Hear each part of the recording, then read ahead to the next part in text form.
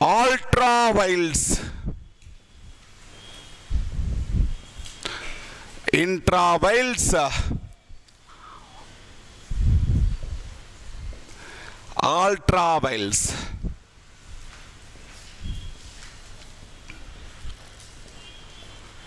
Intra vials అంటే అర్థం ఏంటి అంటే ప్రభుత్వం రూపొందించినటువంటి చట్టాలు రాజ్యాంగానికి లోబడి ఉన్నాయి అని చెప్పడాన్ని, ప్రభుత్వం రూపొందించినటువంటి చట్టాలు ఇది రాజ్యాంగం లోపలే ఉన్నాయి, రాజ్యాంగానికి లోబడి ఉన్నాయి అని చెప్పడాన్ని ఇంట్రా వైల్స్ అని పిలుస్తాం.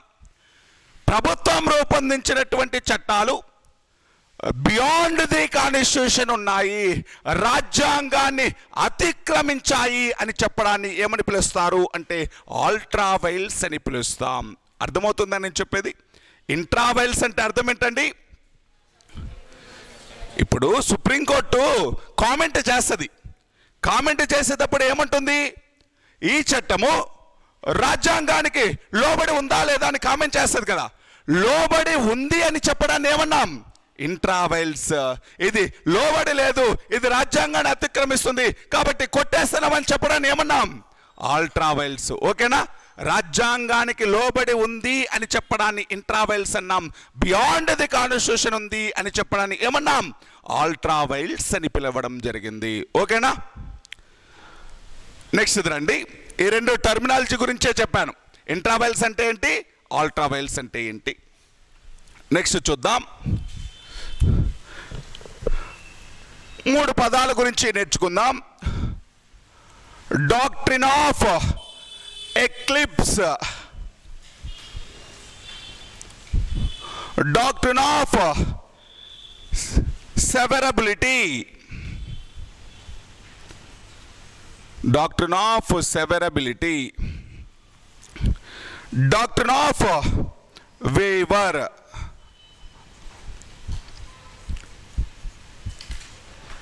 doctrine of waiver, doctrine of eclipse, doctrine of severability, doctrine of waiver.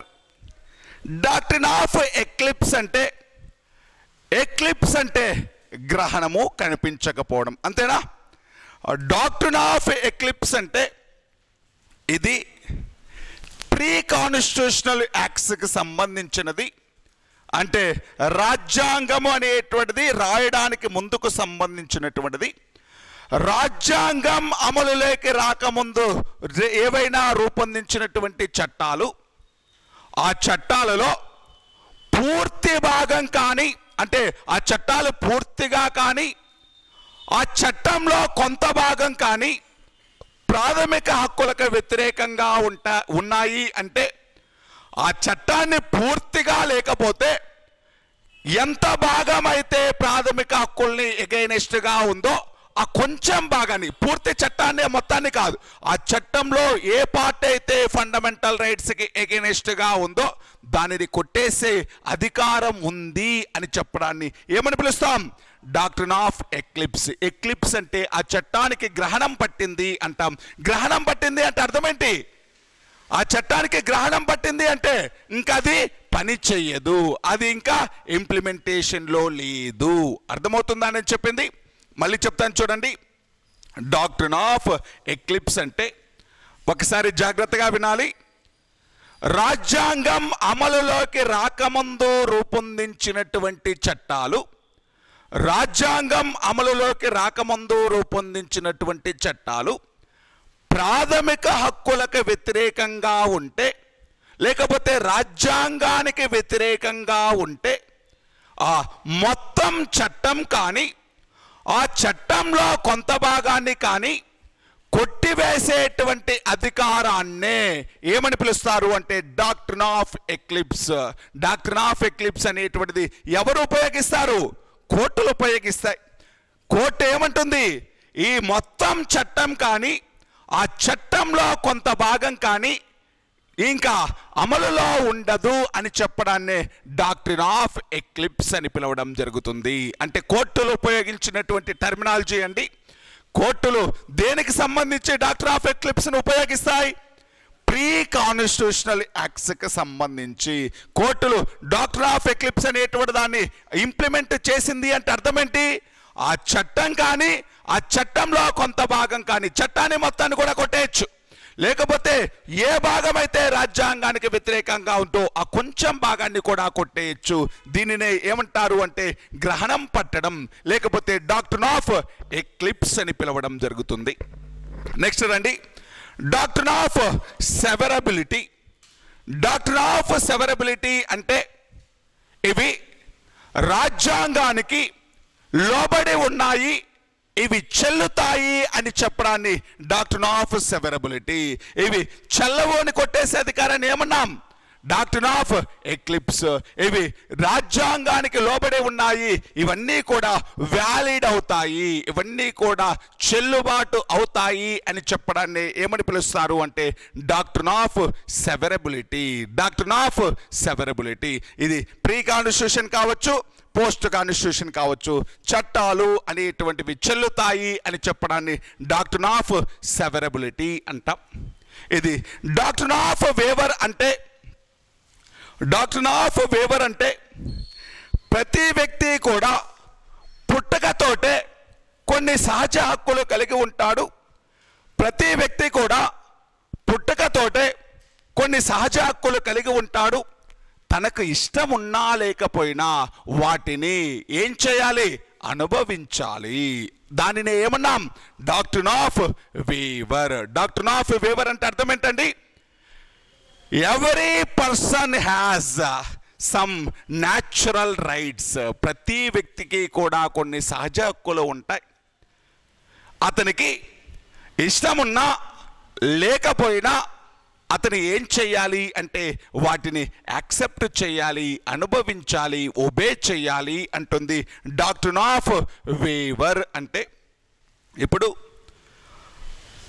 నీకు సంబంధించినటువంటిది ఒక లైఫ్ అనేటువంటి దానికి సంబంధించి, ఈ యొక్క లైఫ్ అనేటువంటి దాన్ని నీకు ఇష్టం లేనప్పుడు ఈ లైఫ్ అనేటువంటి దాన్ని నువ్వు తీసేయడానికి లేదు, అంటే నిన్ను నువ్వు చంపేసుకోవడానికి కూడా లేదు. ఎందుకని అంటే ఈ పుట్టినటువంటి ప్రతి ప్రాణి కూడా, ప్రతి ఆర్గానిజం అనేటువంటిది తన యొక్క పూర్తి జీవితాన్ని అనుభవించడం అనేటువంటిది దాని యొక్క హక్కు. మధ్యలో మనం తీసేయడం అంటే ఆత్మహత్య చేసుకోవడం కూడా ఒక నేరము. ప్రాథమిక హక్కుకి ఎగెయినిస్ట్, జీవించే హక్కుకి ఎగెయినిస్ట్.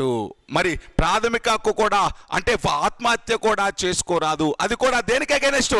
ఫండమెంటల్ రైట్స్కి ఎగెయినిస్ట్. అలా చేయడానికి లేదు. వాటన్నిటినీ మనం అనుభవించాలి. ఎన్ని రోజులైతే ఈ లైఫ్ అనేటువంటిది ఉంటుందో దాన్ని మనం ఒబే చేయాలి, దాన్ని అనుభవించాలి అని చెప్పడాన్ని ఏమని పిలుస్తాం? Doctrine of waiver. ఇప్పుడు చూడండి, ఇంట్రావైల్స్ అంటే అర్థం ఏంటి? ఇంట్రావైల్స్ అంటే అర్థం ఏంటండి? యాక్ట్స్ అనేటువంటివి కాన్స్టిట్యూషన్కి లోబడి ఉన్నాయి అని చెప్పడాన్ని ఇంట్రావైల్స్. ఆల్ట్రావైల్స్ అంటే అవి బియాండ్ ది కాన్స్టిట్యూషన్ ఉన్నాయి అని చెప్పడం ఆల్ట్రావైల్. డాక్ట్రిన్ ఆఫ్ ఎక్లిప్స్ అంటే ఇవి రాజ్యాంగానికి వ్యతిరేకంగా ఉంటే ఆ పూర్తి చట్టం కానీ చట్టంలో కొంత భాగాన్ని కానీ కొట్టేయచ్చు అని చెప్పడం doctrine of eclipse. Doctrine of severability అంటే ఇవి రాజ్యాంగానికి లోబడి ఉన్నాయి అని చెప్పడాన్ని doctrine of severability. Doctrine of waiver అంటే ప్రతి వ్యక్తి కొన్ని సహజమైనటువంటి హక్కులు ఉంటాయి, ఇష్టమున్నా లేకపోయినా వాటిని ఒబే చేయవలసిందే, వాటిని యాక్సెప్ట్ చేయవలసిందే, వాటిని అనుభవించాల్సిందే అని చెప్పేది doctrine of waiver. Doctrine of waiver ఇది దేనికి సంబంధించింది అంటే ఆర్టికల్ 13 13వ ఆర్టికల్కు సంబంధించింది ఇదంతా కూడా. నెక్స్ట్ ఇది ఆర్టికల్ 14.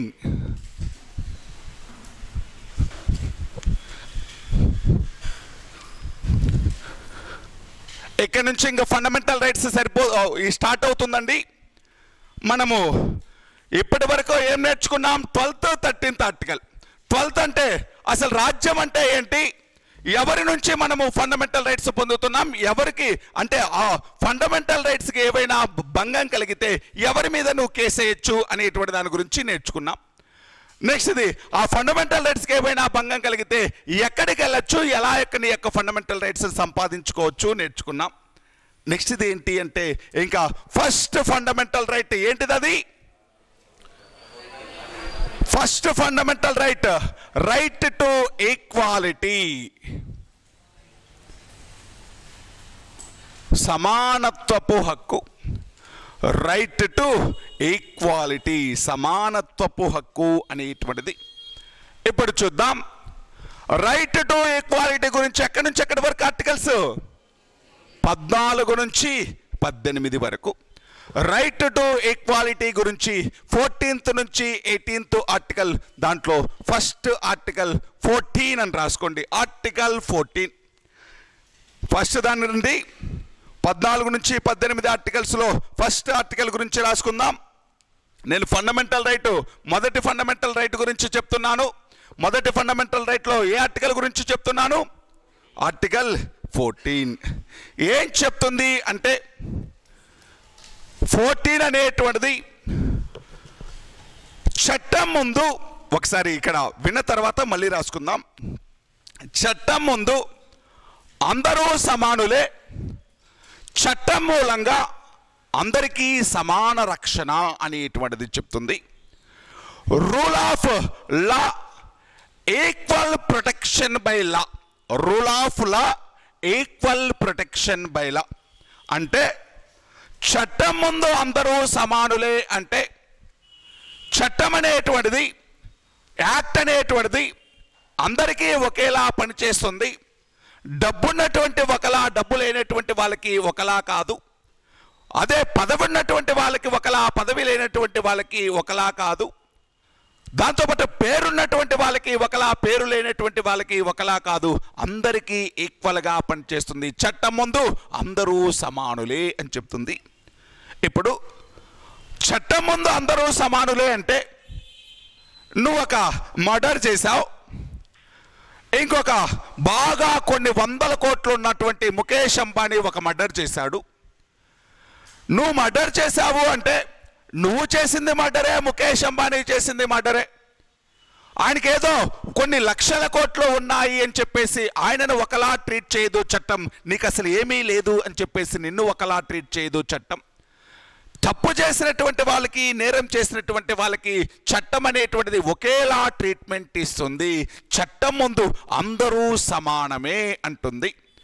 డబ్బున్నటువంటి వాడికి, డబ్బు లేనటువంటి వాడికి ఇద్దరికీ ఒకేలా ఉంటుంది. అదేవిధంగా పదవి ఉన్నటువంటి వాడికి అదే మర్డరు నువ్వు చేసినా ఒకటే, ఒక ఎమ్మెల్యే లేకపోతే ఎంపీ చేసినా ఒకటే. మరి సాధారణ మనుషులకి ఎంత పనిష్మెంట్ అయితే వస్తుందో వాళ్ళు చేసినా కూడా అటువంటి పనిష్మెంట్లే ఇస్తారు. అంటే చట్టం అందరికీ కూడా ఎలా పనిచేస్తుంది? ఈక్వల్గా పనిచేస్తుంది. రూల్ ఆఫ్ లా, సమన్యాయము అనేటువంటి దాని గురించి చెప్తుంది. అందరూ చట్టం ముందు సమానమే. ఇక్కడ ఇంకొక టర్మినాలజీ చూడండి, ఈక్వల్ ప్రొటెక్షన్ బై లా. చట్టం అంటే చట్టం మూలంగా సమాన రక్షణ. ఇది కూడా ఇంచుమించు ఒకేలా ఉంటుంది.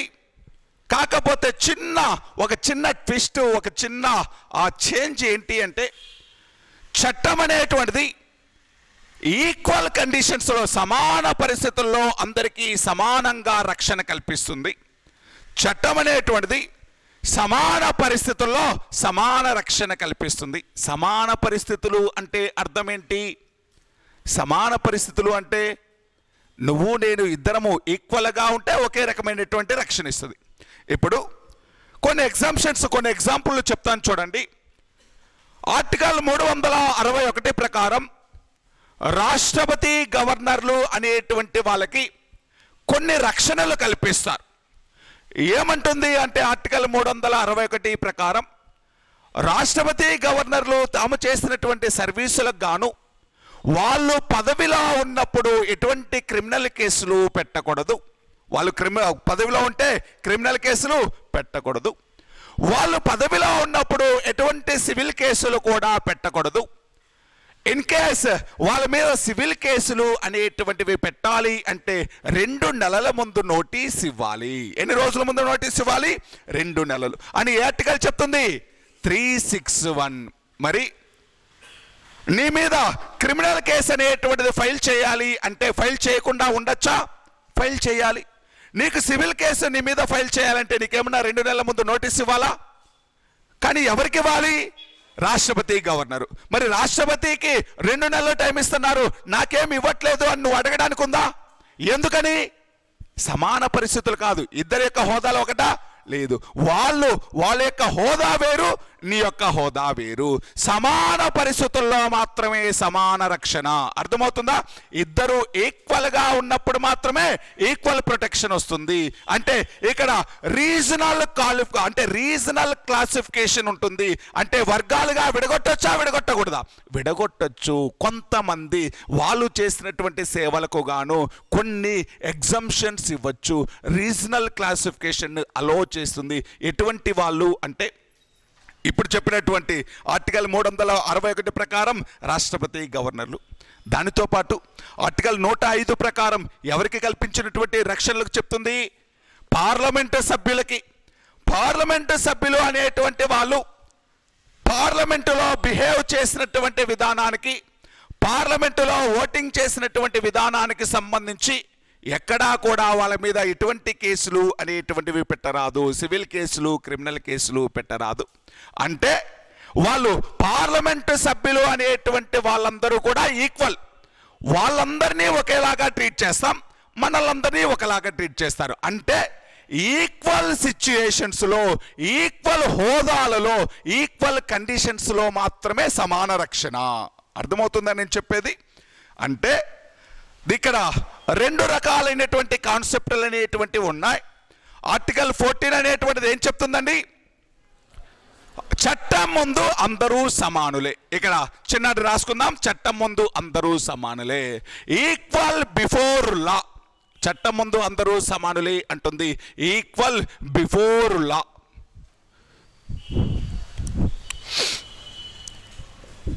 చట్టం ముందు అందరూ సమానులే అంటుంది. ఇక్కడ 14లో ఏ అనేటువంటిది రాసుకుందాం. 14లో ఏ రూల్ ఆఫ్ లా, సమన్యాయ పాలన అనేటువంటి దాని గురించి చెప్తుంది. చాలా చాలా ఇంపార్టెంట్ అండి. 14లో ఏ అనేటువంటిది రూల్ ఆఫ్ లా, సమన్యాయ పాలన అనేటువంటి దానికి సంబంధించింది. Rule of law. ఈ రూల్ ఆఫ్ లా అనేటువంటి దానిని బ్రిటన్ నుంచి అడాప్ట్ చేసుకోవడం జరిగింది. ఏ దేశం నుంచి అడాప్ట్ చేసుకున్నామండి?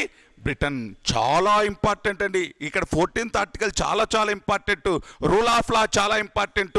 ఏ దేశం నుంచి అడాప్ట్ చేసుకున్నామనేటువంటిది కూడా ఇంపార్టెంట్. ఏ దేశం? బ్రిటన్. అసలు రూల్ ఆఫ్ లా అనేటువంటి కాన్సెప్ట్ ఏవి డైసీ అనేటువంటి ఒక బ్రిటిష్ రాజనీతివేత్తకు సంబంధించినటువంటిది. రూల్ ఆఫ్ లా అనేటువంటి దాన్ని ఫస్ట్ టైం ప్రపోజ్ చేసింది, ఫస్ట్ టైం యూజ్ చేసినటువంటి వ్యక్తి ఎవరు అంటే ఏవి డైసీ. రూల్ ఆఫ్ లా అనేటువంటి దాన్ని మొదటిసారి ఉపయోగించింది ఎవరు అంటే ఏవి డైసీ అనేటువంటి వ్యక్తి. ఏవి డైసీ. ఇతను ఒక బ్రిటన్ దేశానికి సంబంధించినటువంటి పొలిటికల్ సైంటిస్ట్, రాజనీతివేత్త. ఎవరు అంటే ఏవి డైసీ. మరి ఈ ఏవి డైసీ అనేటువంటి బ్రిటన్ దేశానికి సంబంధించినటువంటి వ్యక్తి రూల్ ఆఫ్ లా అనేటువంటి దాన్ని మొదటిసారిగా ఉపయోగించడం జరిగింది. ఏ దేశం నుంచి అడాప్ట్ చేసుకున్నారు అంటే బ్రిటన్ దేశం నుంచి అడాప్ట్ చేసుకున్నారు. సమన్యాయ పాలన. రూల్ ఆఫ్ లా మీన్స్ సమన్యాయ పాలన. రూల్ ఆఫ్ లా మీన్స్ సమన్యాయ పాలన. అంటే ఏంటి సమన్యాయ పాలన అంటే ఏంటి అంటే చట్టం ముందు అందరూ సమానులే. అంటే చట్టం ముందు అందరూ సమానులే. సమన్యాయ పాలన అంటే ఏంటి అంటే అందరికీ ఒకే రకమైనటువంటి న్యాయం అనేటువంటిది అందించబడుతుంది. డబ్బు ఉన్నటువంటి వాళ్ళకి, డబ్బు లేనటువంటి వాళ్ళకి, పదవి ఉన్నటువంటి వాళ్ళకి, పదవి లేనటువంటి వాళ్ళకి, హోదా ఉన్నటువంటి వాళ్ళకి, హోదా లేనటువంటి వాళ్ళకి, పదవి ఉన్నటువంటి వాళ్ళకి, పదవి లేనటువంటి వాళ్ళకి అందరికీ కూడా ఒకే రకమైనటువంటి న్యాయం ఇవ్వబడుతుంది. అందరినీ కూడా చట్టం అనేటువంటిది ఒకేలా ట్రీట్ చేస్తుంది అని చెప్పడమే దేని యొక్క ఉద్దేశం? రూల్ ఆఫ్ లా యొక్క ఉద్దేశం. అర్థమవుతుందా నేను చెప్పేది? రూల్ ఆఫ్ లా, సమన్యాయ పాలన అంటే, ఈక్వల్ బిఫోర్ లా అంటే అందరికీ కూడా ఒకే రకమైనటువంటి న్యాయం అందించబడుతుంది. అందరికీ కూడా ఈక్వల్ లా అందించబడుతుంది. Irrespective of there birth, there status, లేకపోతే దేర్ మనీ, అంటే డబ్బు కానీ, లేకపోతే స్టేటస్ కానీ, లేకపోతే జన్మతహా కానీ, కులం కానీ, మతం కానీ, ఇటువంటివి ఏవి చూడకుండా అందరినీ చట్టం ఒకేలా ట్రీట్ చేస్తుంది. అందరికీ ఒకే రకమైనటువంటి న్యాయం అందించబడుతుంది అని ఏ కాన్సెప్ట్ చెప్తుంది? Rule of law. 14th లో ఏ ఆర్టికల్? రిపీటెడ్ క్వశ్చన్ అండి. 14th లో ఏ ఆర్టికల్ ఏం చెప్తుంది? Rule of law. ఎక్కడి నుంచి అడాప్ట్ చేసుకున్నాం? బ్రిటన్. ఎవరు చెప్పారు ఈ కాన్సెప్ట్ ని ఇనీషియల్ గా? ఏబి డైసీ అనేటువంటి వ్యక్తి. ఏంటి రూల్ ఆఫ్ లా అంటే? రూల్ ఆఫ్ లా అంటే ఏంటండి? Equal law to everyone, irrespective of their caste, their religion, their money, their status. ఏదైనా కూడా అందరికీ ఒకే రకమైనటువంటి న్యాయం అందించబడుతుంది, సమన్యాయం అందించబడుతుంది అంటుంది. ఏ ఆర్టికల్ అంటే 14లో ఏ అనేటువంటి ఆర్టికల్. ఓకేనా? అర్థమైందా లేదా? దీనికి ఇంకా కొంచెం ఎలాబరేషన్గా రాసుకుందాం. 14లో బి అనేటువంటిది చూద్దాం. 14లో బి, మీరు ఏదైనా బుక్స్ చదివేటప్పుడు, లక్ష్మీకాంత్ బుక్కో లేకపోతే ఇంకొక బుక్కో, బక్షి బుక్కో ఏదైనా చదివినప్పుడు అక్కడ ఒక్కొక్క దాని గురించి 10 అంటే 20-30 లైన్లు ఉంది, ఒక పేజీ ఉంది అనేది మీరేమీ కన్ఫ్యూజ్ అవ్వద్దు. ఆడ ఉండేదంతా కూడా ఎన్ని పాయింట్లు రాసినా కూడా ఇక్కడికే తిప్పేసి వస్తాడు. ఓకేనా? ఎన్ని పాయింట్లు రాసినా కూడా ఇక్కడే, ఈ 4 మాటల్లోనే ఉంటుంది. నేను ఏదైతే చెప్తున్నానో దాంట్లోనే ఉంటుంది. అందుకని జాగ్రత్తగా వినండి. ఇది చదివిన అంటే ఇది విన్న తర్వాత మీరు ఒకసారి మళ్ళీ ఆ బుక్ని చదవండి. ఇప్పుడు ఈజీగా అర్థమైపోయింది. నెక్స్ట్ 14th లో బి అండి. చట్టం మూలంగా సమాన రక్షణ, ఈక్వల్ ప్రొటెక్షన్ బై లా.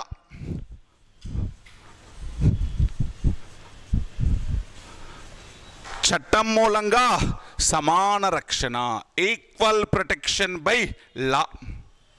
దీనిని అమెరికా దేశం నుంచి అడాప్ట్